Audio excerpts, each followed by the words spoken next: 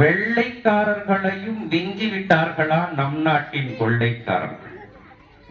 இறுதியாய் இப்படி முடிக்கிறார், எல்லை தாண்டிய பயங்கரவாதங்களை பற்றி பேசுகிறார்கள். ஆனால் இங்கு நடப்பதோ எல்லை தாண்டாத பயங்கரவாதம் இல்லையா என்று அந்த அம்பேத்கர் என்ற ஒரு மாபெரும் ஒரு அறிஞர் தன்னுடைய கல்வி அறிவை பெற்றதனால் பல்வேறு பிரச்சனைகளை தாண்டி பெற்றுக் கொடுத்த ஒரு அந்த உரிமையை நாம் எப்படி விலை கொடுத்து விட்டுறோம் மட்டும் பாருங்க. கல்வியை எப்பொழுதும் ஆண் பிள்ளையாகட்டும் பெண் பிள்ளையாகட்டும் நிச்சயமாக தந்திர வேண்டும். இப்போ மௌலானா அவர்கள் சொன்னதை போல பல்வேறு பிள்ளைகள் இங்கு நஷான் சொன்னார்கள், போதையில் இருக்கிறார்கள். இப்போ கல்வி அறிவு எந்த அளவுக்கு மங்கி போயிடுச்சுன்னா போதையில இந்த நாடு இருக்கும் பாருங்க. ஒருத்தர் பட்டிமன்ற அழகா சொன்னாங்க, எப்ப பார்த்தாலும் நீ தள்ளாடினே இருக்கிறிய, நீ எல்லாம் நாட்டுக்கு என்ன செஞ்சுட்ட அப்படின்னு கேட்கிறாங்க. அந்த ஒரே தள்ளாடுறவர் சொல்றாரு, நான் தள்ளாடுறது நின்னா நாடே நின்னோட நாடே ஓடாது, என்னதான் நாடே ஓடுது. இது எப்படி பார்க்கறதுனே தெரியல. நிச்சயமாக நாம் அல்லாஹ்வின் பக்கம்தான் வர வேண்டும் அப்படின்ற அந்த கட்டளையும் அல்லாஹ் சொல்றார். இதைத்தான் அல்லாஹ் பிஸ்மில்லாஹிர் ரஹ்மானிர் ரஹீம் இக்ரா இக்ரா பிஸ்மி ரப்பிக்கல் லஸீ خلق خلق الإنسان من علق اقرأ وربك الأكرم الذي علم بالقلم علم الإنسان ما لم يعلم كلا إن الإنسان ليطغى أن رآه استغنى صدق الله العظيم. அல்லாஹ் சொல்லி காட்டுறார். பாரதி இப்படி சொல்றான், ஒரு தனி மனிதன் என்னெல்லாம் செய்ய முடியும்னு பாருங்க. சாட்டை எடுத்து நீ நாட்டை திருத்து, இளம் தலைமுறை தன்னை நீ வழி நடத்து, தீமைக்கு எதிராய் நானும் வருவேன், தனி மனிதனாய் முன் போர் தொடுத்து, ஒரு நாள் இல்லை ஒரு நாள் இந்த உலகம் அழியும் தோழா, அந்நாள் வரும் முன்பே உன்னை வீழ்த்து காட்டுவேன் வாடா.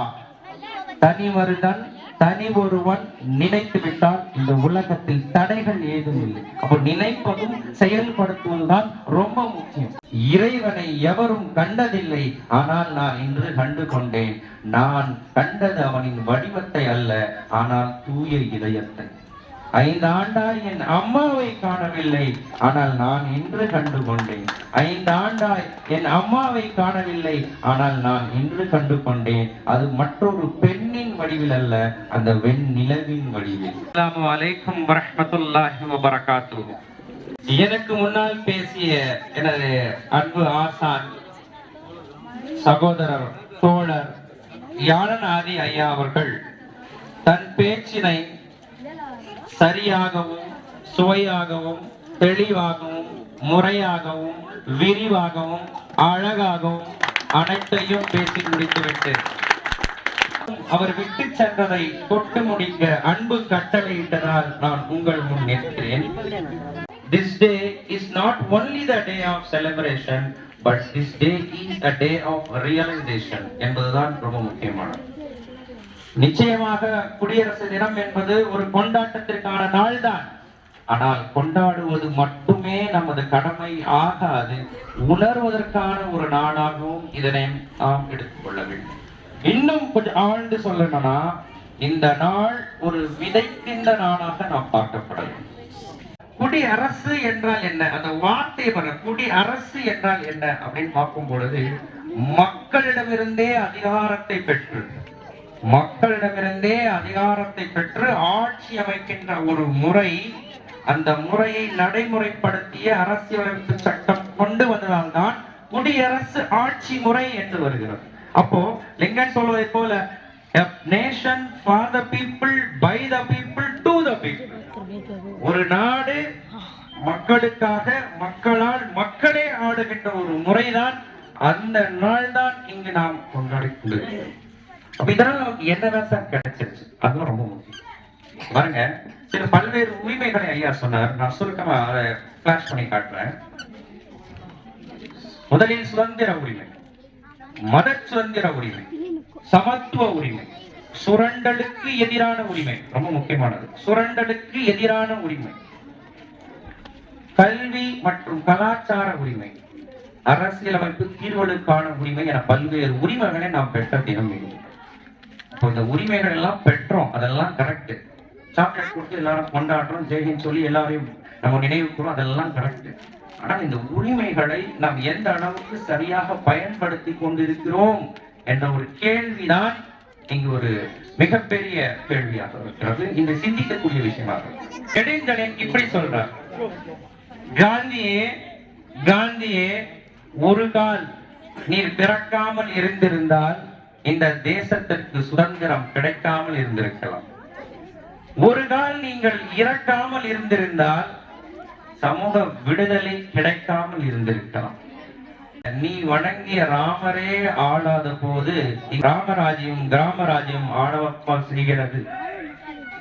பல்வேறு விஷயங்களை செய்திருக்கிறார் காந்தி. இப்படி சொல்கிறார், நோட்டிலாவது நீ சேர்த்து கொண்டிருக்க வேண்டும் என்று தான் உனக்கு நோட்டில் நாம் முகத்தை பதித்தோம். அதிலும் பணம் கலந்து விட்டதாமே, அதிலும் கலப்படம் இருக்கிறதாமே, கண் கலங்குகிறது ஐயா. அடுத்து சொல்ற பாருங்க, முக்கியமான வரி, வெள்ளைக்காரர்களையும் விஞ்சி விட்டார்களா நம் நாட்டின் கொள்ளைக்காரர்கள். இறுதியாக இப்படி முடிக்கிறார், வெள்ளைக்காரர்களை கூட மிஞ்சி விட்டார்களா நம் நாட்டு கொள்ளைக்காரர்கள். எல்லை தாண்டிய பயங்கரவாதங்களை பற்றி பேசுகிறார்கள். ஆனால் இங்கு நடப்பதோ எல்லை தாண்டாத பயங்கரவாதம் இல்லையா என்று முடிக்கிறார். பல்வேறு உரிமைகளை நாம் பெற்றோம் முக்கியமாக. ஆனால் 2 உரிமைகள் ஒவ்வொருவரும் யோசிக்க வேண்டிய உரிமை, ஒவ்வொருவரும் அதனை சரியாக பயன்படுத்த வேண்டிய உரிமை. ஒன்று ஓட்டிங். ஐயா சொன்னது போல இங்க என்ன நடக்குதுன்னா, பொதுவா சொல்றேன், ஓட்டுக்கு நோட்டு என்ற அந்த உணர்வுக்கு நம்ம எப்போ உள்ள வந்துட்டோமோ அப்ப ஓட்டை வாங்கிட்டு நாட்டையே அவங்க ஓட்டைய போட்டுறாங்க. அந்த அம்பேத்கர் என்ற ஒரு மாபெரும் ஒரு அறிஞர் தன்னுடைய கல்வி அறிவை பெற்றதனால் பல்வேறு பிரச்சனைகளை தாண்டி பெற்று கொடுத்த ஒரு அந்த உரிமையை நாம் எப்படி விலை கொடுத்து வித்துறோம் மட்டும் பாருங்க. அப்போ எப்ப நம்ம உரிமையை விட்டு விடுகிறோமோ நம்மால் யாரையும் கேள்வி கேட்பதற்கும் இந்த தேசத்தை நம் பின்னால் நாம் விரும்பிய மாதிரி மாற்றுவதற்கான உரிமையும் நாம் இழந்து விடுகிறோம். அப்ப என்ன சார் செய்யணும் அப்படின்னா, கல்வியை நிச்சயமாக ஒவ்வொரு பெற்றோரும் கண்டிப்பாக பிடித்துக் கொள்ள வேண்டும். நம்முடைய பிள்ளைகளுக்கு மாபெரும் ஒரு கல்வியை எப்பொழுதும் ஆண் பிள்ளையாகட்டும் பெண் பிள்ளையாகட்டும் நிச்சயமாக தந்திர வேண்டும். இப்போ மௌலானா அவர்கள் சொன்னதை போல பல்வேறு பிள்ளைகள் இங்கு நஷான் சொன்னார்கள், போதையில் இருக்கிறார்கள். இப்போ கல்வி அறிவு எந்த அளவுக்கு மங்கி போயிடுச்சுன்னா போதையில இந்த நாடு இருக்குன்னு பாருங்க. ஒருத்தர் பட்டிமன்ற அழகா சொன்னாங்க, எப்ப பார்த்தாலும் நீ தள்ளாடினே இருக்கிறிய, நீ எல்லாம் நாட்டுக்கு என்ன செஞ்சுட்ட அப்படின்னு கேட்கிறான். அந்த ஒரே தள்ளாடுறவர் சொல்றாரு, நான் தள்ளாடுறது நின்னா நாடே ஓடாது, என்னதான் நாடே ஓடுது. இது எப்படி பாக்குறதுனே தெரியும். போதை இஸ்லாத்திற்கு எதிரானது. இப்ப போதை எல்லாம் சொல்லக்கூடாது, குடிகாரன் எல்லாம் சொல்லக்கூடாது, மது பிரியர் அப்படி அழகா மரியாதை அவர்கள். அப்ப நாடு எங்கு போய் கொண்டு இருக்கிறது என்பதைக்கு மாற்றம் எப்படி சார் வரும்னா கல்வியால் மட்டும்தான் கொண்டு வரும். எப்படி சார் அப்படின்னு நீங்க கேளுங்க. ஐயா இருக்காரு, ஐயாவுடைய புத்தகத்துடைய பேரை மட்டும் கொஞ்சம் பாருங்க. நெடுநல் வாடை கேள்விப்பட்டிருப்பீங்க. நெடுநல் வாடான் ஒளி இருள் தாலி கோப்பையும் தானாய் நிரம்பிய தேநீரும் என்பதா. ஆக கல்விதான் மாற்றங்களை கொண்டு வரும். இங்க மேடையில் இருக்கிற எல்லோருமே மௌலானா ஆகட்டும், மந்திரன் ரஹமத்துல்லா ஆகட்டும், யாராக இருந்தாலும் யாருடைய பேக்ரவுண்டும் யாரும் பார்க்கல. இந்த கல்விதான் ஒருத்தரை உயர்த்த செய்கிறது. நம்முடைய ஐயா சிறப்பு விருந்தினர், இந்த மாவட்டத்தை ஆட்சி செய்கின்ற கலெக்டருடைய நண்பர். எப்படி அவரும் எழுத்தாளர், இவரும் எழுத்தாளர். இப்ப கல்வி எப்படி கொண்டு சேர்றது பாருங்க. இப்ப கல்வி இல்லைன்னா என்ன சார் ஆகும்? மாற்றங்கள் ஒருபோதும் நிகழாது. இது நமக்காக மட்டும் சொல்லல, அல்லாஹ் உலகத்திற்காக நபிகள் வாயிலாக சொன்ன, உலகத்திற்கு சொன்ன முதல் வார்த்தை இக்ரா. பிஸ்மில்லாஹிர் ரஹ்மானிர் ரஹீம்.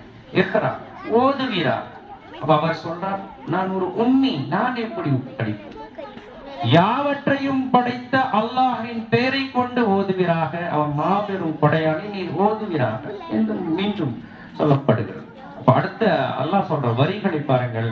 நாங்கள் பேனாவை வைத்துத்தான் எல்லாற்றையும் சொல்லிக் கொடுத்தோம், மனிதன் அறியாதவற்றை அனைத்தையும் நாங்கள் சொல்லிக் கொடுத்தோம். அதுக்கு அடுத்த வரி, மனிதன் இவற்றை அனைத்தும் செய்த பிறகும், இறைவன் சொல்லிக் கொடுத்த பிறகும் அவன் இறைவன் நமக்கு தேவையில்லை என்ற எண்ணத்தை கொண்டு நாங்கள் வரம்பு மீறுகிறோம், மாறு செய்கிறோம் என்று அல்லாஹ் சொல்கிறார். பிறகு ஒரு நாள் நிச்சயமாக நாம் அல்லாஹ்வின் பக்கம்தான் வர வேண்டும் அப்படின்ற அந்த கட்டளையும் அல்லாஹ் சொல்கிறார். இதைத்தான் அல்லாஹ் பிஸ்மில்லாஹிர் ரஹ்மானிர் ரஹீம் இக்ரா இக்ரா பிஸ்மி ரப்பிக்கல் லஸீ خلق خلق الإنسان من علق اقرأ وربك الأكرم الذي علم بالقلم علم الإنسان ما لم يعلم كلا إن الإنسان ليطغى أن رآه استغنى صدق الله العظيم.